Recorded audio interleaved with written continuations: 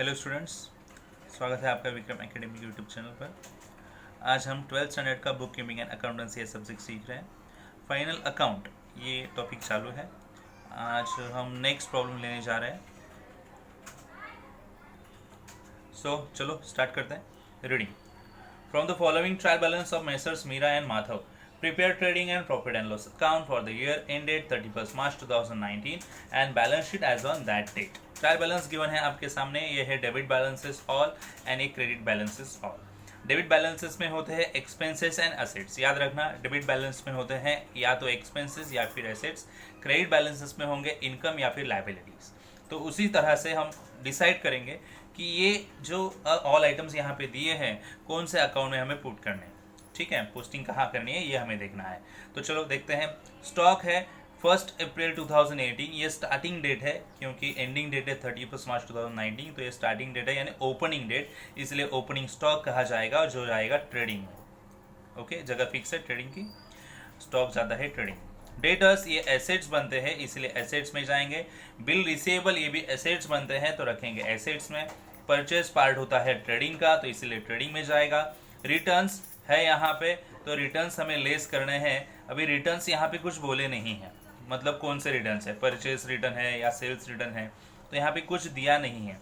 तो अगर returns only returns के नाम से आता है, ओके, रिटर्न इनवर्ड नहीं रहेगा, रिटर्न आउटवर्ड नहीं है, ओनली रिटर्न जैसे यहाँ पे दिया है, तो हमें करना क्या है। तो रिटर्न्स ये जो डेबिट साइड में है तो ये क्रेडिट साइड में जाके लेस होंगे। ट्रेडिंग अकाउंट क्रेडिट साइड में होता है सेल, यानी सेल में से लेस होंगे। अगर क्रेडिट साइड में रिटर्न्स होंगे जैसे यहाँ पे दिया है, ओनली यहाँ पे अगर रिटर्न होगा तो फिर ये क्रेडिट साइड के है तो डेबिट साइड में जाके लेस होंगे। तो रिटर्न की ये बात हमेशा याद रखना, डेबिट वाले रिटर्न क्रेडिट में जाके लेस होंगे, क्रेडिट वाले रिटर्न डेबिट में जाके लेस होंगे। कहाँ पे? ट्रेडिंग में, परचेस या फिर सेल में। तो ये लेस होने वाले रिटर्न्स, ठीक है। कैरेज इनवर्ड पार्ट होता है ट्रेडिंग का, कैरेज आउटवर्ड पार्ट होता है प्रॉफिट एंड लॉस का। तो दोनों देखो, कैरेज इनवर्ड, कैरेज आउटवर्ड, आपको याद रखना है। कैरेज इनवर्ड ट्रेडिंग में जाते हैं, carriage outward profit and loss में जाते हैं। मोटर व्हीकल ये एसेट है, जनरल एक्सपेंसेस जाएंगे प्रॉफिट एंड लॉस में। एक्सपोर्ट ड्यूटी है जो जाएगी प्रॉफिट एंड लॉस में। एक्सपोर्ट क्यों होगा? सेल होगा, एक्सपोर्ट यानी ही सेल होता है, सेल रिलेटेड खर्चा जो है वो प्रॉफिट एंड लॉस में जाएगा। एडवर्टाइजमेंट जाएगा प्रॉफिट एंड लॉस में क्योंकि एडवर्टाइजमेंट होती है सेल के लिए। प्रिंटिंग एंड स्टेशनरी ऑफिस में होगी तो प्रॉफिट एंड लॉस में लिखनी पड़ेगी। हाँ, एडवर्टाइजमेंट में यहाँ पे कुछ दिया है 3 इयर्स के लिए है, हमें तो 1 ही ईयर्स के लिए चाहिए तो टिक मार्क करके रखेंगे क्योंकि ये हो गया हिडन एडजस्टमेंट। ड्राइंग दिया है आपको दोनों पार्टनर्स का तो ड्राइंग जाता है कैपिटल के डेबिट में, ठीक है, कैपिटल अकाउंट में जाएगा। लीज होल्ड प्रीमाइसेस यानी एसेट है। कैशड बैंक में बैलेंस है कैश का तो फिर एसेट बन जाएगा, फर्नीचर एसेट बन जाएगा। अभी देखो आप डेबिट साइड में आप चेक कर सकते हो, या तो एक्सपेंसेस है, एक्सपेंस रहेगा तो ट्रेडिंग और प्रॉफिट एंड लॉस में, या फिर एसेट्स है तो एसेट में जाएंगे बैलेंस शीट में। क्रेडिट साइड में चेक कीजिएगा, या तो लाइबिलिटीज या फिर इनकम। बैंक ओवरड्राफ्ट एक टाइप का लोन है जो बैंक प्रोवाइड करेगी तो ये लाइबिलिटी बन जाएगी। बिल्स पेबल लाइबिलिटी बन जाएगी। क्रेडिटर्स लाइबिलिटी, सेल से पैसा मिलता है इसलिए इनकम है और ये जाएगा ट्रेडिंग में। आउटस्टैंडिंग रेंट, ये रेंट है और आउटस्टैंडिंग है, या तो इनकम होगा या फिर लाइबिलिटी होगी। आउटस्टैंडिंग बाकी है इसका मतलब है लाइबिलिटी बन जाएगी। अनपेड यानी ही आउटस्टैंडिंग, दोनों का मीनिंग सेम ही है, यानी ये भी लाइबिलिटी बन जाएगी। कैपिटल तो पता है कैपिटल में जाएंगे, और परचेज रिटर्न लेस होंगे परचेज में से, ठीक है। तो ये हो गया पोस्टिंग कैटेगराइजेशन, किस तरह से कैसे और कहाँ हमें पोस्ट करना है। एडजस्टमेंट को देखेंगे और टिक मार्क करेंगे। क्लोजिंग स्टॉक के लिए टिक मार्क की ज़रूरत नहीं है क्योंकि हमें पता है क्लोजिंग स्टॉक का पहला इफेक्ट ट्रेडिंग में रखेंगे और दूसरा एसेट में जाएगा। Provide provision for doubtful debts यानी आरडीडी है वो, और आरडीडी लेस होती है डेटर्स पे और प्रॉफिट एंड लॉस के फॉर्मेट में रखते हैं। तो डेटर्स पे होती है तो डेटर्स पे टिक मार्क करना पड़ेगा ना। तो ढूंढो डेटर्स किधर है, ऊपर डेटर्स नज़र आ रहे हैं, यहाँ पे ऊपर है डेटर्स, तो टिक मार्क करेंगे, एक टिक मार्क एक एडजस्टमेंट के लिए। Create reserve for discount on debtors, debtors पे डिस्काउंट भी है तो ये अगेन डेटर्स पे लेस होगा और अगेन प्रॉफिट एंड लॉस में रखेंगे, 2 एडजस्टमेंट। तो डेटर्स पे वापस टिक मार्क आएगी, दूसरी तो 2 एडजस्टमेंट हो गई डेटर्स पे। Valued of lease hold premises on 31 March 2019 was rupees 1 lakh. Lease hold premises पहले कितना था 1,10,000, बट अभी बोले कि उसका वैल्यू चेंज हो गया यानी कम हो रहा है। ओके, तो इफेक्ट पड़ेगा लीज होल्ड प्रीमाइसेस पे, एक टिक मार्क कर दी। आउटस्टैंडिंग एक्सपेंस है प्रिंटिंग एंड स्टेशनरी के लिए, तो प्रिंटिंग एंड स्टेशनरी आपको यहाँ पे मिलेगा, टिक मार्क कर देंगे। तो इस प्रकार ऑल एडजस्टमेंट को ढूंढा है, टिक मार्क किया है, और वही लाइन हम छोड़ेंगे, इनर में लिखेंगे वो आइटम्स को। तो अभी हम पोस्टिंग करने के लिए ले रहे हैं, तो पोस्टिंग कहाँ पे करना है आपको पता है, फिर भी मैं आपको अकाउंट्स यहाँ पे प्रेजेंट कर रहा हूँ आपके सामने कि कौन सा अकाउंट हमें है बनाना और किस तरह से बनाना है। ठीक है, तो स्टूडेंट्स प्रिपरेशन देख लीजिए, ये है ट्रेडिंग अकाउंट यहाँ तक, ओके, और इससे नीचे प्रॉफिट एंड लॉस। ओके, तो यहाँ पे नेम में लिखा है trading and profit and loss account. तो ट्रेडिंग का पार्ट यहाँ पे कुछ आइटम फिक्स होते हैं, तो मैंने पहले से ही लिखे रखे, आप भी कर सकते हो ऐसा। ओपनिंग स्टॉक आएगा, उसके नीचे purchase, less returns, sale, less returns और क्लोजिंग स्टॉक। ये कुछ आइटम फिक्स होते ही है, तो इनको ढूंढने की ज़रूरत नहीं है कहाँ लिखे, तो इसके लिए मैंने पहले ही प्रेजेंट करके रखे। आप हमेशा इसको प्रेजेंट करके रख सकते हो, तो आपका ट्रेडिंग अकाउंट का जो भी स्ट्रक्चर है पूरा हो जाएगा। नीचे आएगा profit and loss. Profit and loss में बैड डेब्ट्स के ढेर सारे एडजस्टमेंट्स होते हैं, तो इसलिए मैंने पहले से ही बना के रखा है। अगर यहाँ पे नहीं भी अमाउंट्स आएगा तो मैं डैश कर दूंगा, अमाउंट्स मुझे मिले तो मैं यहाँ पे लिख के आउटर में अमाउंट्स दे दूँगा। ओनली आरडीडी जो है ट्रायल बैलेंस का लिस्ट होता है, बाकी ऑल बैड डेब्ट्स और आरडीडी एडजस्टमेंट की ऐड होगी, और आरडीडी ओनली ट्रायल बैलेंस का लिस्ट होगा। ठीक है, तो ये दोनों हो गए ट्रेडिंग और नीचे प्रॉफिट एंड लॉस। ये साइड में आपको अकाउंट दिख रहा है, यहाँ पे पार्टनर्स कैपिटल अकाउंट बनाया गया है। तो पार्टनर्स कैपिटल छोटा ही है, यहाँ पे बैलेंस आएगा। ओके, डेबिट क्रेडिट लिखना ज़रूरी है। ओके, ट्रेडिंग और प्रॉफिट एंड लॉस को भी डेबिट और क्रेडिट लिखना ज़रूरी है। ठीक है, और नीचे आएगा बैलेंस शीट। बैलेंस शीट आपको पता है। ओके, सो ये लायबिलिटी साइड है और ये एसेट साइड है। ठीक है, तो इस प्रकार हमें प्रिपरेशंस करना है। तो बीच में आप पेज फोल्ड कीजिएगा तो ये मिडल लाइन प्रॉपर रहेगी, फिर ये स्पेस और ये स्पेस इक्वल रहेगा, आपको बनाने में आसानी रहेगी। ठीक है, ओके, तो अभी हम स्टार्ट करेंगे। आपके सामने मैंने प्रॉब्लम रीड करके दिखाया, कैटेगराइजेशन किया है। अभी आप अपने बुक में जो भी है कैटेगराइजेशन करके आप वहाँ पे कॉन्सेंट्रेट कर सकते हो, और पोस्टिंग यहाँ पे वीडियो में आप देख सकते हो कैसे करनी है। ओके, तो चलो स्टार्ट करते हैं। आपके बुक में आपको फोकस करना है क्वेश्चन में। क्वेश्चन नंबर 4 चालू है अनसॉल्व। पहले दिया है स्टॉक जो है ओपनिंग स्टॉक, और हमें ओपनिंग स्टॉक लिखना है ट्रेडिंग अकाउंट में यहाँ पे। ओके, 25,000 आउटर कॉलम में जाएगा।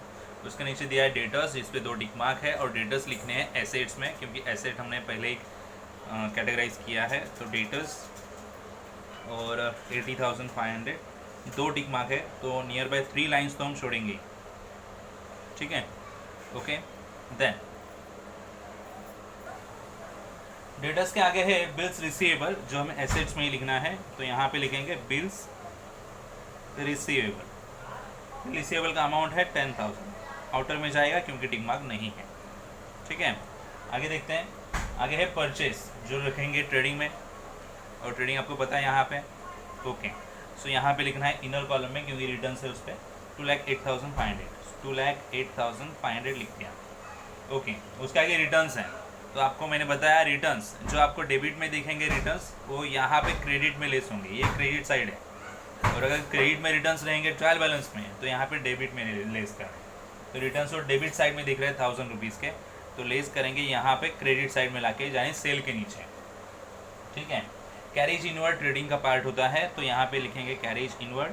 कैरेज इनवर्ड ये एक्सपेंस है गुड्स कैरेज करके लाने के लिए, मतलब गुड्स लेके आने के लिए, ट्रैवलिंग खर्चा है गुड्स का। So carriage inward, okay, carriage inwards का खर्चा है 3,000 का, आउटर में लिखेंगे, ट्रेडिंग में लिख दिया।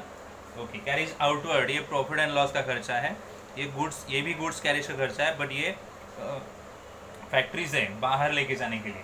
ठीक है, गोडाउन तक, स्टोर हाउस तक। 2 लिखेंगे क्या, कैरेज आउटवर्ड। ठीक है, ओके, कैरेज आउटवर्ड कितना 4,500 लिख दिया। आगे मोटर व्हीकल है, और मोटर व्हीकल एसेट होता है। ओके, तो एसेट में लिखना पड़ेगा, तो ये बैलेंस शीट में हम आ गए। यहाँ पे लिखेंगे मोटर व्हीकल, कितना मोटर व्हीकल, टिक मार्क तो नहीं है उस पर, डायरेक्टली बाहर लिखेंगे 55,000। आगे हम जाएंगे जनरल एक्सपेंसेस। जनरल एक्सपेंस लिखना है प्रॉफिट एंड लॉस में, तो प्रॉफिट एंड लॉस आपको पता है यहाँ पे है जनरल एक्सपेंसेस। जनरल एक्सपेंसेस कितना है? जनरल एक्सपेंसेस 1800 यहाँ पे लिख। आगे जाएंगे एक्सपोर्ट ड्यूटी लिखने के लिए। एक्सपोर्ट ड्यूटी भी आता है प्रॉफिट एंड लॉस में, क्योंकि एक्सपोर्ट यानी ही सेल, और सेल का खर्चा प्रॉफिट एंड लॉस में रखा जाएगा। एक्सपोर्ट ड्यूटी 900 रुपीज़ का यहाँ पे लिख दिया। एडवर्टाइजमेंट भी सेल के लिए ही होने वाला खर्चा है, तो यहीं पे लिखना पड़ेगा हमें प्रॉफिट एंड लॉस में, बट उस पर टिक मार्क किया है हमने, क्योंकि हिडन एडजस्टमेंट है, तो एक लाइन छोड़ देंगे, बाद में करेंगे कैलकुलेशंस क्या है। प्रिंटिंग स्टेशनरी भी प्रॉफिट एंड लॉस का खर्चा है, तो लिखना तो यहीं पे पड़ेगा printing and stationery. So printing stationery यहाँ पे लिख दिया। ओके, कितना है प्रिंटिंग स्टेशनरी? 1200, ठीक है। नेक्स्ट ड्राइंग है, और ड्राइंग हमें लिखनी है कैपिटल के डेबिट में, तो यहाँ पे लिखेंगे कैपिटल के डेबिट में टू ड्राइंग, ठीक है। तो ड्राइंग कितनी है? तो 3500 मीरा की और 2000 माधव की, ठीक है। आगे बढ़ेंगे। लीज होल्ड प्रीमाइसेस एसेट्स का नेम दिया है, और लीज होल्ड प्रीमाइसेस हमें एसेट में लिखने पड़ेंगे, टिक मार्क किया है। ओके, तो इनर में लिखेंगे 1,10,000 और लाइन एक छोड़ देंगे। कैश एट बैंक, उसके नीचे एसेट आएगा, कैश एट बैंक, कैश का बैलेंस है, और एसेट में लिखना पड़ेगा, आउटर में जाएगा 45,000। और फर्नीचर भी एसेट दी है, जो हमें लिखनी पड़ेगी एसेट में ही, यानी यहीं पे लिखेंगे हम 8,300। ओके, सो ठीक है, फर्नीचर लिख दिया। अभी हमें लिखना है क्रेडिट बैलेंस का पोस्टिंग, तो स्टार्ट होता है बैंक ओवरड्राफ्ट से, जो है लाइबिलिटी, तो यहाँ पे लिखेंगे बैंक ओवरड्राफ्ट, क्योंकि ये लाइबिलिटी साइड है। बैंक ओवरड्राफ्ट आ गया 5,000 का। आगे है बिल्स पेएबल, बिल्स पेएबल भी लाइबिलिटी है, और लाइबिलिटी यहाँ पे आएगा। ओके, 12,500। नेक्स्ट है क्रेडिटर्स, क्रेडिटर्स भी यहीं पे आएंगे, 68,000 के हैं। ओके, देन सेल्स है जो ट्रेडिंग में जाएगा। ओके, तो सेल्स यहाँ पे देखो ट्रेडिंग में जगह बना के रखी है, 3,25,000, ठीक है। ओके, आउटस्टैंडिंग रेंट है जो लाइबिलिटी बनती है, डायरेक्टली दिया है ना ट्रायल बैलेंस में, या तो लाइबिलिटी या फिर इनकम, तो लाइबिलिटी बन गया। आउटस्टैंडिंग रेंट, इसका सिंगल इफेक्ट ही बनता है, एडजस्टमेंट में नहीं है, आप ऐड करने की मत सोचो। ओके, क्योंकि मैंने लास्ट इसमें बताया था वीडियो में कि आउटस्टैंडिंग ऐड होते हैं, बट वो एडजस्टमेंट में देने चाहिए ना। ये तो ट्रायल बैलेंस में है, एक ही सिंगल इफेक्ट देखेगा और वो लाइबिलिटी में आएगा, ठीक है। अभी अनपेड वेजेस भी मैंने लिख दिया, और आउटस्टैंडिंग रेंट। अभी है हमारे सामने कैपिटल, कैपिटल बैलेंस यहाँ पे जाएगा कैपिटल अकाउंट, तो कितना है?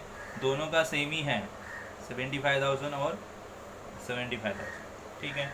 और लास्ट है परचेस रिटर्न 1,000 रुपीज़ के, तो हमें पता है जगह परचेस के नीचे लेस करने के लिए लिखने पड़ेंगे 1,000 रुपीज़, ठीक है। इस तरह से पोस्टिंग क्लियर हो गया। प्रिंटिंग स्टेशनरी मैंने आउटर में लिखा है, जिस पे एक्चुअली एडजस्टमेंट है, तो मुझे एक लाइन यहाँ पे छोड़नी पड़ेगी, ठीक है। अभी जाएंगे एडजस्टमेंट में। क्लोजिंग स्टॉक का पहला एडजस्टमेंट है, और क्लोजिंग स्टॉक पहले लिखा जाएगा ट्रेडिंग में, 32,000 अमाउंट है, लिख दिया। और फिर जाएगा एसेट में। ओके, यहाँ पे एसेट में क्लोजिंग स्टॉक 32,000 लिख दिया। ना आगे बढ़ेंगे। प्रोवाइड प्रोविजन फॉर डाउटफुल डेप्ट, यानी आरडीडी, आरडीडी लेस करनी है, तो डेटर्स में करनी पड़ेगी। आरडीडी कितनी दी है? 2,000। ओके, तो यहाँ पे 2,000 लिख दी, लेस होंगे तो बचेंगे 78,500, यहाँ पे हमने लिख दिया। ओके, सो आरडीडी लेस करने का दूसरा इफेक्ट कहाँ पे जाएगा? याद आया क्या? प्रॉफिट एंड लॉस के फॉर्मेट में। यस, आरडीडी एज पर एडजस्टमेंट दिया है 2,000। Okay, fine. आगे बढ़ेंगे, बाकी सब बाद में करेंगे। एडलेस कुछ रहेगा, आएगा या नहीं आएगा तो। थर्ड एडजस्टमेंट बताया, create reserve for discount. Discount के लिए बोले रेटर्स पे, डिस्काउंट भी लेस ही होगा, ठीक है। तो यहाँ पे लिखेंगे डिस्काउंट ऑन रेटर्स, कितना दिया है? 3%। तो इसका 3% कैलकुलेट करेंगे, और यहाँ पे लिखेंगे कितना आता है। 3% 78,500 इंटू 3/100 करना पड़ेगा। 3% 3/100 करना पड़ेगा, इंटू करेंगे। सो कितना आता है देखते हैं।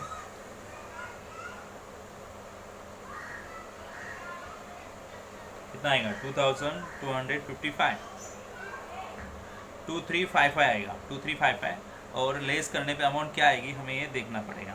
ओके,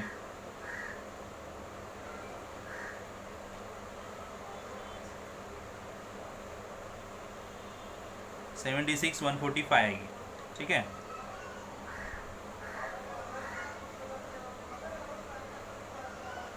ओके अभी ये डिस्काउंट ऑन डेटर्स है, उसका दूसरा इफेक्ट तो देना पड़ेगा ना 2355 का।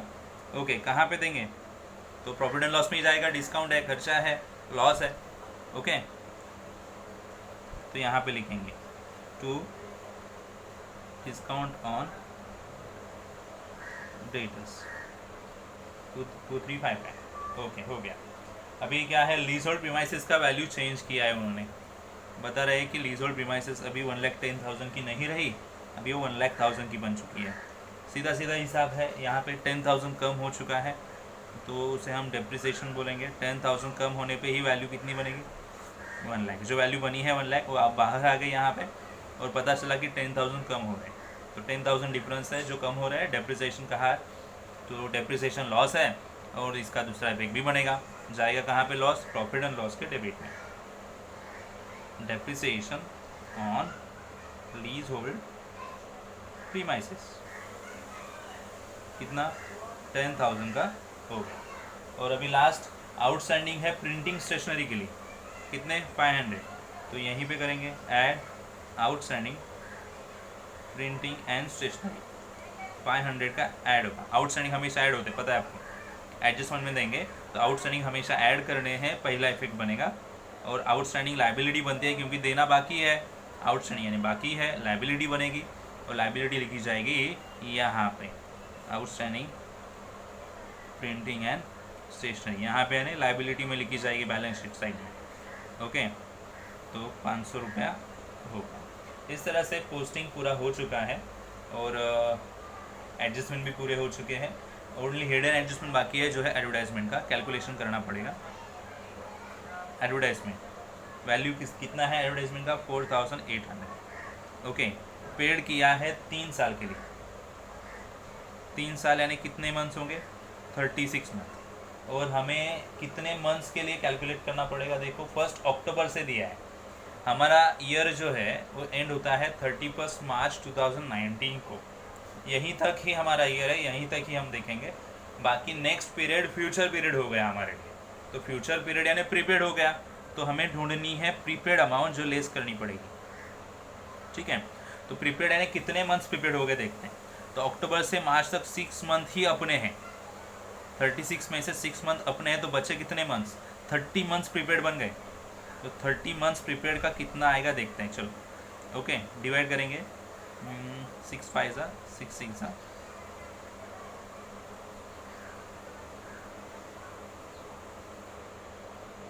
4,000, कितना, 4,000।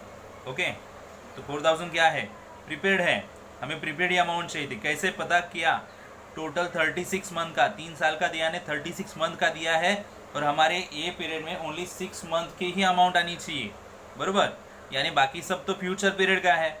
30 मंथ्स फ्यूचर पीरियड का पहले ही देके रखा है, तो ये 30 मंथ्स की जो अमाउंट है ये हमारे लिए प्रीपेड बन जाएगी, और ये प्रीपेड अमाउंट इस तरह से कैलकुलेट हमें करनी पड़ेगी।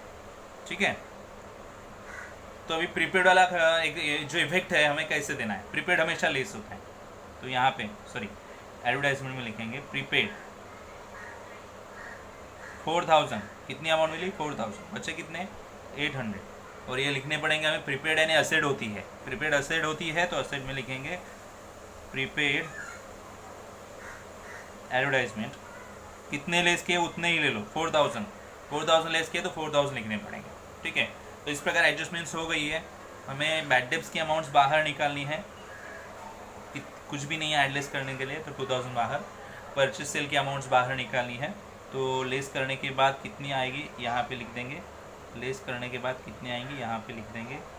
और अभी तो एडजस्टमेंट्स पूरे हो चुके हैं, आप टोटल कर सकते हो। तो अभी ट्रेडिंग की टोटल करेंगे, डेबिट टोटल और क्रेडिट टोटल देखो कौन सी ज़्यादा है, तो यहाँ पे 2 लाख दिख रहा है और 2,25,000 तक ही जाएगी, या फिर उसके आसपास 2,28,000 तक, पर ये तो ज़्यादा ही बनेगी, तो इसकी टोटल पहले आनी चाहिए, तो कितना होगा, 3,56,000, भी ऊपर वाली सब अमाउंट लेस करने के बाद, ये पूरे तीनों लेस करने के बाद जो मिलेगी यहाँ पे लिखेंगे। ठीक है, तो ये 3,56,000 में से ये तीनों अमाउंट लेस करो तो मिलेगा वो क्या रहेगा, ग्रॉस प्रॉफिट। क्या रहेगा, ग्रॉस प्रॉफिट। चलो कैलकुलेट करो, लेस करने पे इतनी अमाउंट आएगी 1,20,500। ठीक है, तो लिखेंगे कहाँ पे, ये ट्रेडिंग से लेके आएंगे प्रॉफिट एंड लॉस में, तो लिखना पड़ेगा यहाँ पे बाय ग्रॉस प्रॉफिट। कितनी अमाउंट, 1,20,500। जैसे टोटल ऊपर किया वैसे भी प्रॉफिट एंड लॉस टोटल करेंगे। ये साइड में तो और कुछ नहीं है, तो ये ज़्यादा है या इनकी टोटल ज़्यादा है वो देखेंगे, और मैक्सिमम अमाउंट हमें लिखनी है यहाँ पे टैली पोर्शन में। ठीक है, तो चलो करते हैं टोटल। तो स्टूडेंट्स यही ज़्यादा है 1,25,500, एंड ये टोटल करने के बाद पता चला कि ये मैक्सिमम है, तो ये यहाँ पे लिखी, यहाँ पे लिखी सेम मैक्सिमम अमाउंट, और फिर ऊपर वाली सब अमाउंट्स जो है लेस करने के बाद यहाँ पे जो बैलेंस आएगा वो लिखेंगे। तो मैंने ऑलरेडी टोटल की है, आप टोटल कर सकते हो। ये टोटल जो रहेगी 1,25,000 से 20,500 से लेस करनी है, तो कितनी अमाउंट मिलेगी, 96,445 मिलेगी। ठीक है, ओके, तो यहाँ पे लिखेंगे as a to net profit carried down, और sorry brought down, mistake carry down करना पड़ेगा आपको। ओके, जो नेट प्रॉफिट कैरी डाउन है दो पार्टनर्स में जाएगा। दो पार्टनर्स कौन है हमारे, मीरा एंड माधव। तो पूरे प्रॉब्लम में रीड करने के बाद हमें रेशो तो मिला नहीं है, तो रेशो इक्वल होगा, दोनों को अमाउंट्स इक्वली दी जाएगी। ठीक है, तो इक्वली देंगे, दोनों को हाफ हाफ अमाउंट दी जाएगी। 2 से डिवाइड करने के बाद हमें मिलेगी अमाउंट 48,222, और पॉइंट में 5 है, तो किसी एक को एक ज़्यादा दे दो, 1 रुपया, और एक को एक कम दे दो, तो टोटल अमाउंट इतनी जो है डिवाइड कर दी दोनों में। अभी ये लेके जाएंगे आगे उनके कैपिटल अकाउंट में, तो ये डेबिट में है तो उनके क्रेडिट में लेके जाएंगे, तो यहाँ पे जाएगा क्रेडिट में कैपिटल के by net profit note down. Okay, 48,223, 48,222, और अभी ये टोटल करेंगे और यहाँ पे बैलेंस मिलनी चाहिए। ठीक है, तो चलो करते हैं।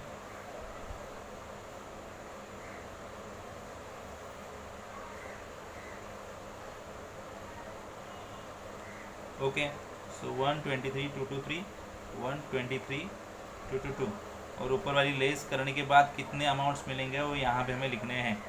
ओके, तो चलो करते हैं। सो बैलेंस ये मिलेगा। ठीक है, इसे कहेंगे बैलेंस कैरी डाउन, और ये बैलेंस पार्टनर्स का है, बैलेंस शीट में जाएगा।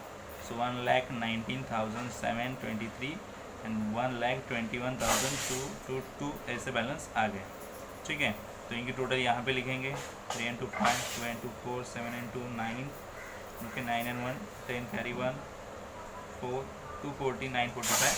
अभी लास्ट में हमें क्या करना है, बैलेंस शीट की टोटलिंग करनी है, आउटर कॉलम की, देखना है कि दोनों अमाउंट मैच होते हैं या नहीं होते हैं। ओके, दोनों तरफ की मैच होनी चाहिए। ठीक है, चलो करते हैं। आप अपने बुक में कर सकते हो टोटल, मैं यहाँ पे करके देखता हूँ। तो स्टूडेंट्स दोनों तरफ की टोटल्स करने के बाद हमें अमाउंट मिलती है यहाँ पे 3,30,445, यहाँ पे 3,30,445। इसका मतलब दोनों तरफ का बैलेंस मैच हो गया और प्रॉब्लम टैली हो गया। तो हमारा प्रॉब्लम राइट है, हमने राइट सॉल्व किया है। तो आपको समझ में आया नहीं, आप मुझे बता सकते हो। ये हो गया प्रॉब्लम नंबर 4। ठीक है, तो अब मिलते हैं नेक्स्ट वीडियो में, और तब तक के लिए गुड बाय, टेक केयर।